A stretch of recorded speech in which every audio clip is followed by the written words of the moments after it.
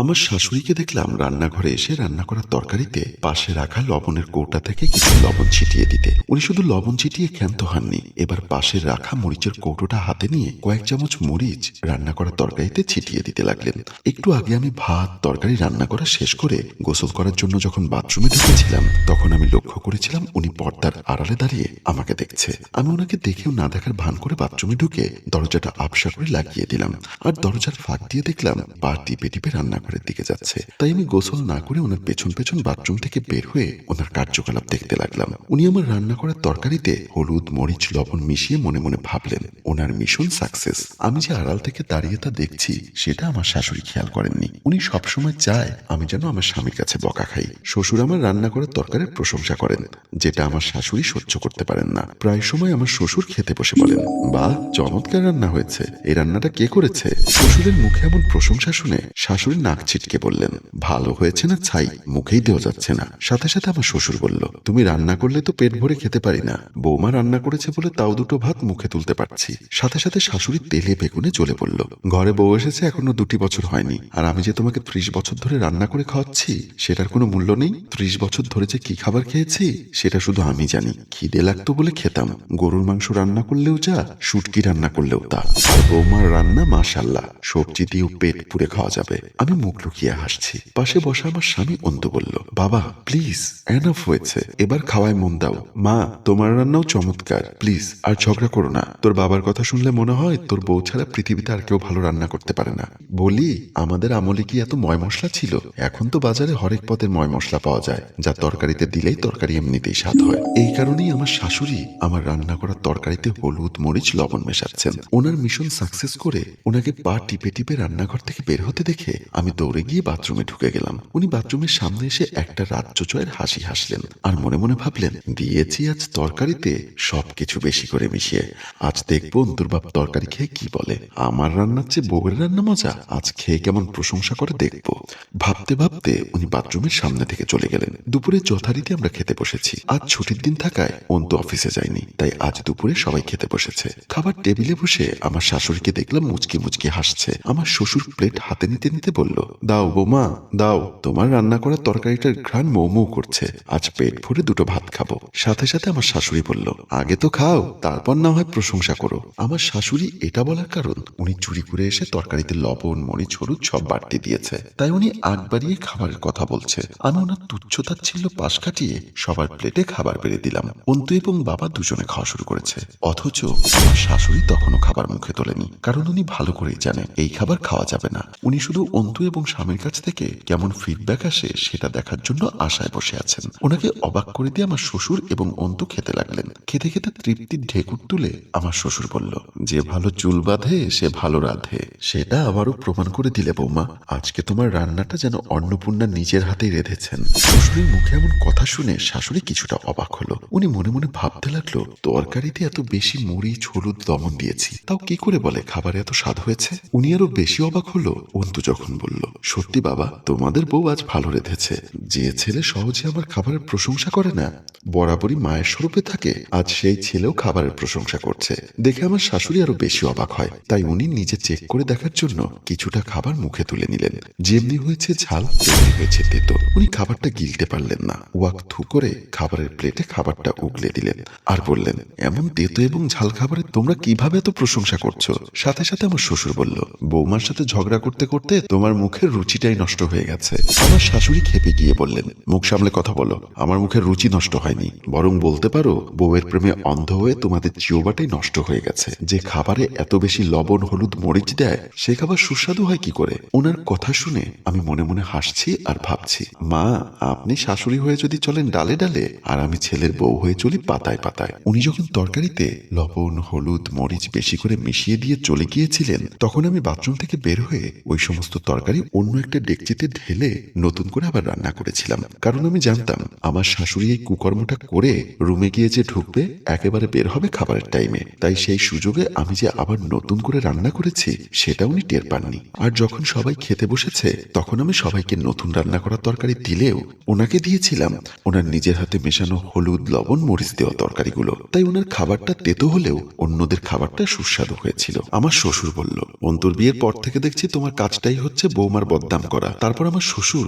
অন্তুর দিকে তাকিয়ে বলল, আচ্ছা অন্তু, খাবার তো তুইও খাচ্ছিস, আমি কি মিছিমিছি বৌমার প্রশংসা করেছি? তুই বলতো, তোর মা বলছে খাবারের লবণ মরিচ হলুদ বেশি হয়েছে, তোর কি মনে হয়? অন্তু বলল, কই মা, খাবার তো সুস্বাদু হয়েছে, তুমি কেন শুধু শুধু বলছো খাবার তেতো হয়েছে? আমার শাশুড়ি বলল, দেখি তোদের তরকারিগুলো একটু দেখি। বলে আমার শাশুড়ি অন্তুর প্লেট থেকে একটু তরকারি মুখে দিল এবং আমার শ্বশুরের প্লেট থেকে আর একটু তরকারি মুখে দিল। উনি নিজেও বুঝতে পারল কিছু একটা গন্ডগোল হয়েছে এবং আমি যে তরকারি চেঞ্জ করেছি সেটা উনি হাড়ে হাড়ে টের পেল। তাই সাথে সাথে উনি বলল, দেখো তো এবার আমার তরকারিগুলো একটু মুখে নিয়ে দেখো তো, আমি কি সত্যি বলছি নাকি মিথ্যা বলছি?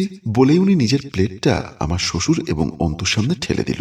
অন্তু মায়ের প্লেট থেকে কিছু তরকারি মুখে নিয়ে দেখলো সত্যি তরকারি তেতো হয়েছে। ঘটনা কি, আমাদের তরকারির স্বাদ এরকম আর মায়ের তরকারির স্বাদ অন্যরকম কেন? আমার শ্বশুর বলল, কি বলিস, তোরও কি মাথা গেছে? একই হাঁড়িতে রান্না করা তরকারি দুরকম হয় কিভাবে? বলেই উনিও ওই প্লেট থেকে কিছু তরকারি নিয়ে মুখে দিয়ে দেখে সত্যি তেতো এবং ঝাল হয়েছে। তারপর উনি কিছুটা অবাক হয়ে বলল, এটা কিভাবে সম্ভব? একই হাঁড়ির তরকারি দুরকম হয় কিভাবে?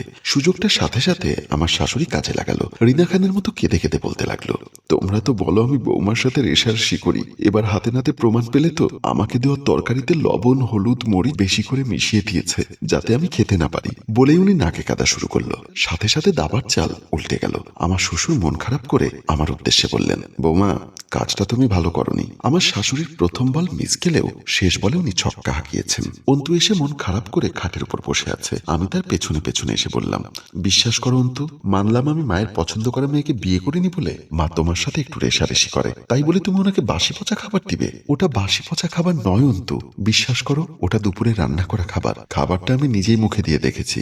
আমাদের তরকারি কত সুস্বাদু, অথচ মায়ের তরকারিতে লবণ হলুদ মরিচ বেশি। তারপরও তুমি নিজের পক্ষে সাফাই গাচ্ছ। ব্যাপারটা হয়েছে কি? সে আবারও আমাকে থামিয়ে দিয়ে বলল, কোনো ব্যাপার আমি শুনতে চাই না, আমি তোমাকে সাফ সাফ বলে দিচ্ছি, তুমি যদি মায়ের সাথে এমন বাড়াবাড়ি করতে থাকো তাহলে আমি অন্যরকম সিদ্ধান্ত নিতে বাধ্য হব। বলেই অন্তু চলে গেল। আর আমি অবাক হয়ে ভাবছি, ছেলেরা এমন কেন? সবসময় মায়ের কথাকে ধ্রুব শক্তি ভেবে বসে থাকে আর বউয়ের কথা যতই সঠিক হোক তবু উল্টোটা বুঝে। পৃথিবীর সব ছেলেরাই মনে হয় এমন। তাদের কাছে মা হলো দেবী আর বউ হলো ঘষেটি বেগম। বিকালবেলা আমার শাশুড়ি নিজের কাপড় আনতে ছাদে গিয়েছেন। ছাদে আগে থেকে কাপড় নাড়ছিলেন আমাদের পাশের ফ্ল্যাটের জোনাকি ভাবি। এই জোনাকি ভাবি মহিলাটা হচ্ছে যেদিকে বৃষ্টি সেদিকে ছাতা ধরার মানুষ। আমার শাশুড়িকে দেখে বললেন, আসসালামু আলাইকুম খালাম্মা, কেমন আছেন? সালামের জবাব দিয়ে একটা দীর্ঘশ্বাস ছেড়ে আমার শাশুড়ি বললেন, ভালো নেই রে মা, ভালো নেই। কেন খালাম্মা? আপনাদের 4 জনের সংসার, আল্লাহর রহমতে আপনার ছেলে ভালো বেতনে চাকরি করে, আপনার স্বামী এখনো পেনশনের টাকা পায়, তাছাড়া আপনারা যে ফ্ল্যাটে থাকেন সেই ফ্ল্যাটটাও আপনাদের নিজেদের নামে। তাহলে ভালো থাকবেন না কেন? আমার ভালো না থাকার একমাত্র কারণ হচ্ছে আমার ছেলের বউ। যে শাশুড়ির আমার অন্তর বউয়ের মতো বউ থাকে সেই শাশুড়ির অশান্তির জন্য অসুখ বিসুখ কিংবা অভাব থাকতে হয় না। এমন ছেলের বউই অশান্তির কারণ হতে যথেষ্ট। সুযোগটা কাজে লাগাতে জোনাকি ভাবি বলল, খালাম্মা, যেমন কুকুর তেমন মুগুর হতে হয়, শেরের উপর শোয়াশের দিতে না পারলে বউ কখনো সোজা হবে না। আমার শাশুড়ি একেবারে বোকাশোকার মতো আধো আধো করে বলল, আমি সাদা সিধে মানুষ, শেরের উপর শোয়াশের কিভাবে দিতে হয় সেসব বুঝি না বাপু। আপনি না বুঝলেও আমি যেহেতু এই যুগের মহিলা আমি তা ভালো করেই বুঝি। আমি আপনাকে বুদ্ধি দিচ্ছি, আপনি আমার বুদ্ধিটা কাজে লাগান, দেখবেন আপনার ছেলের বউ সূচের মতো সোজা হয়ে যাবে। তারপর জোনাকি ভাবি আমার শাশুড়িকে নিজের ইচ্ছা মতো কুমন্ত্রণা দিতে লাগলো। আমার শাশুড়িও মন্ত্রমুগ্ধের মতো মন দিয়ে সব শুনতে লাগলো। এক পর্যায়ে কুমন্ত্রণা দেওয়া শেষ করে জোনাকি ভাবি বলল, আপনাকে নিজের মায়ের মতো জানি, তাই আপনার কষ্ট সহ্য হয় না বলে এই বুদ্ধিটা দিলাম। যদি ঠিকভাবে কাজে লাগাতে পারেন তাহলে দেখবেন ছেলের বউ সূচের মতো সোজা হয়ে যাবে। আমার শাশুড়িও খুশি হয়ে জোনাকি ভাবিকে জড়িয়ে ধরে মুখে চুমু দিলেন। এর কয়েকদিন পর দুপুরে খাওয়া দাওয়া করে আমি শুয়েছিলাম। কখন যে সন্ধ্যা হয়ে গেছে টেরি পেলাম না। হঠাৎ ড্রয়িং রুম থেকে চেঁচামেচির শব্দ শুনে আমার ঘুমটা ভেঙে গেল। ঘুম থেকে উঠে ড্রয়িং রুমের দিকে গেলাম। পর্দার আড়াল থেকে দাঁড়িয়ে দেখলাম ড্রয়িং রুমে একজন পাঞ্জাবি পরা আধা মোল্লা টাইপের ছেলে, তার পাশে সাদা কাঁচা দাড়িওয়ালা আধবয়স্ক এক লোক, ওনার হাতে একটা তসবি ছড়া এবং লোকটির পাশে নেকাব হিজাব পরা একটা মেয়ে। মেয়েটা এত বেশি পর্দা করেছে যে ওর চোখগুলো ছাড়া কিছুই দেখা যাচ্ছে না। আমার শাশুড়ি ওই পর্দাশীল মেয়েটির পাশে বসা। এমন সময় আমার শ্বশুর নিজের রুম থেকে ওখানে আসলে আমার শ্বশুর বলল, ওনারা কারা?